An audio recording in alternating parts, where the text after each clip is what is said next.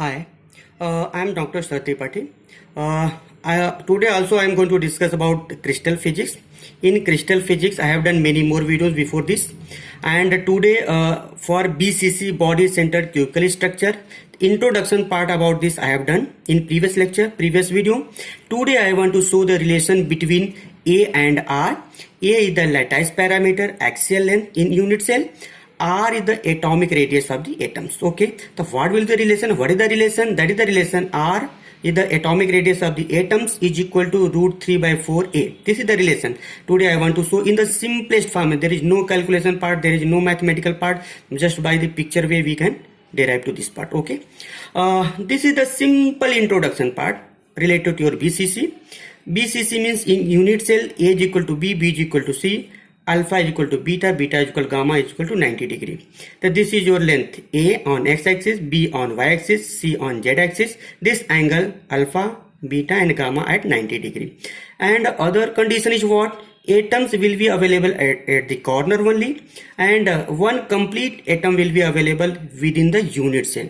One complete atom within the unit cell, and atoms will be available at the corner. Okay, as shown, corner and one complete atom within the unit cell. This is the fundamental basic relation related to your BCC structure. Okay, next one, for this relation, how to derive it? Just shown in this figure. This is the unit cell, BCC unit cell. One complete atom at the center, and this atom at the corner, at this corner. Okay, and shown A, B, C, D and O. A, B, C and D. So how to get this relation? I want to show that this part A to D I shown over here like this. A to D. This complete atom, one part of atom, this part of atom, this is the R, this is the 2R, this is the R, means AD is equal to 4R. Second or third one picture I want to show what? This part of this unit cell. This part I want to show. In this part, this is your A, this is your A, means AOCB, AOCB.